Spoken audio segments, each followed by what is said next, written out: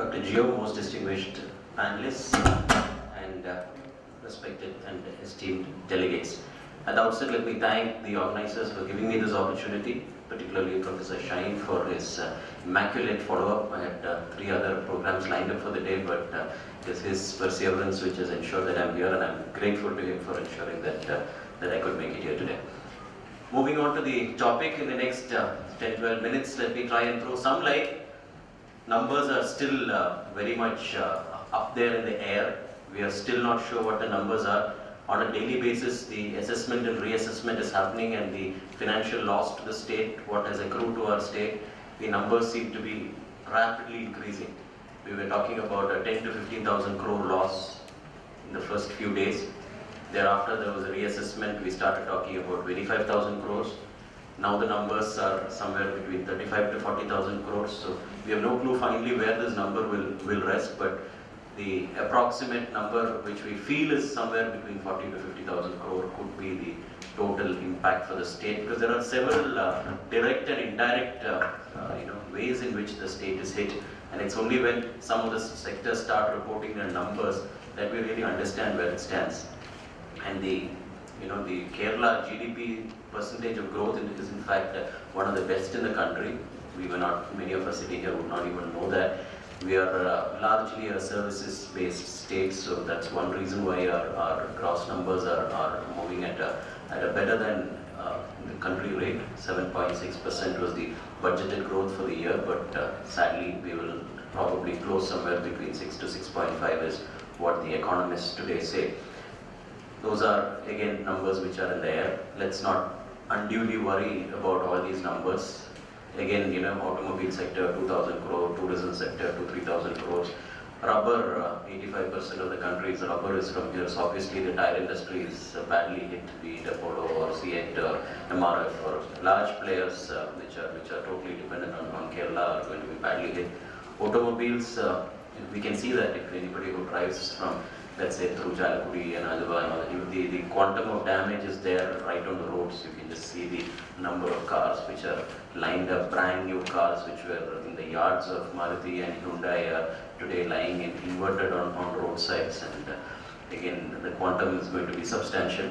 Large chunk of it could be or should be in any case covered by insurance, which means it's going to be a big hit on the insurance company. Somewhere somebody has to take the debit for this.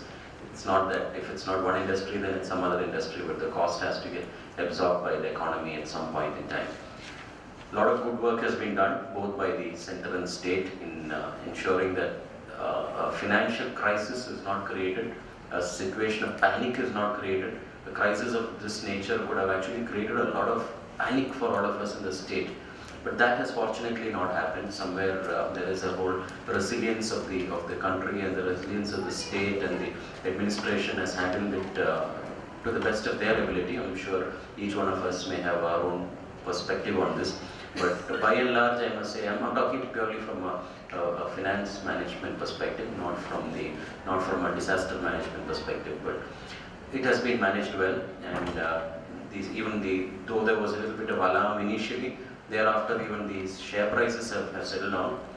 We were immediately after the floods, we do a lot of professional work for most of these banks and NBFCs in Kerala, and we had closed-door discussions with all of them, and all of them were expecting share prices to fall anywhere between 30 to 40% over the next few days. So that's the quantum of it. You look at South Indian Bank, 41% of their business is Kerala. Federal Bank, 36% is Kerala. Muthoot and Manappuram and all that is 80% plus. Catholic Syrian Bank, Dhanlaxmi Bank. These are, we have 4 large commercial banks in Kerala: Federal, South Indian, Dhanlaxmi and Catholic Syrian, and some of the largest NBFCs in the nation are also here. All of these people are really, really worried. Ones which are listed on the exchange, they're very worried. This panic could have finished off and wiped out the entire net worth of the companies from an exchange perspective, but that has not happened.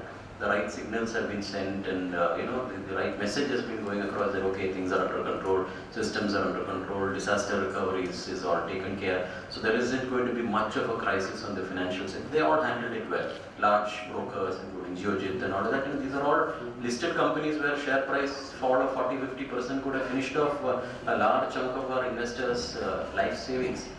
Now that has not really happened. So in that perspective, I must say that we are pretty much where we were a month ago in terms of the resilience of the economy.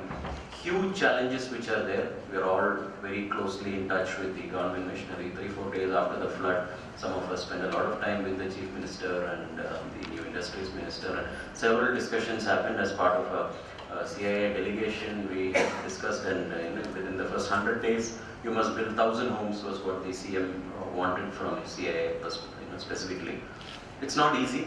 Yesterday we had a very detailed council meeting, and about 3-4 hours we had deliberations. The entire KPMG team was present, CIA team was present, government machinery was there. It's a far more difficult task than what we think it is when it comes to building and rebuilding homes. One specific challenge is that the government has promised 4 lakhs for rebuilding homes. People would much rather take that money and build it themselves. But government wants external agency to build homes. And government wants external agency to build homes in separate areas. So now they are telling us we will give you 5 acres or 10 acres somewhere. You build 300, 400 home clusters in those 5 or 10 acres which we give you. But then if we go out and take a cluster area and build some homes there, these people who are living elsewhere are not keen to move. The poorest of poor will probably move. Or people who have migrated from other states and affected and all, they will move. But people who are very much rooted in certain areas and who have all their family heritage and all their emotions in one particular area will not be, will not have the state of mind to move to some place which is 100 kilometers away. So these are challenges which you are facing. So some of the corporates have now decided they will do it differently. Muthoot, for instance, has decided that we will only build it where they originally had their house. We don't want to be part of this cluster building which the government is talking about, so we will do it as our project. TCS has taken up a certain area. From the corporate side, they have taken up the entire Sabarimala belt. TCS has said, we'll do everything. We'll take care of everything. We'll make it a state-of-the-art place. We'll have the whole place digitally connected. Wi-Fi, homes will be put back. So very large corpus of money has been collected by the Tata Foundation and TCS, and they are looking at that whole Sabarimala belt. So there are various ways in which these corporates have come together, and the entire financial sector has come together, because everybody, though they are facing their own challenges and having to deal with their own worries, they are all still finding the time and energy to go out and ensure that a helping hand is being given out. So which is good, because I think what this disaster has shown us is that we are a very strong group. The emotions which connect us is way beyond anything else. There is no really deep within. There is no caste, creed, or political affiliations. None of these are there. At least in the first few days, we all saw that. Many of us were actively involved, and Malcolm has done phenomenally well in those days. How many more minutes from the first bell? 2 more. Thank you. Yeah.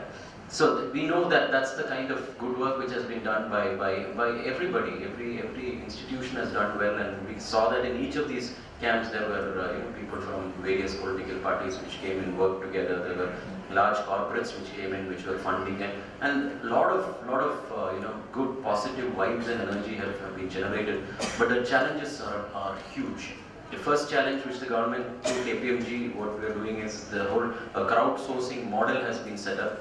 And through crowdsourcing, how this money will come in and how best it can be effectively used. A whole, a platform is being created. 2-3 vendors are being identified to put up this platform, and over the next 1 month we will see all of that. So probably as an initial step, it's great that a conference of this nature has been, with close to 20-25 topics has been organized. So I'm sure that the entire thought leadership from all the speakers will be collated together, and a document can be presented to the government, and we look forward to a compiled document from your side which we can also take forward. Thank you very much.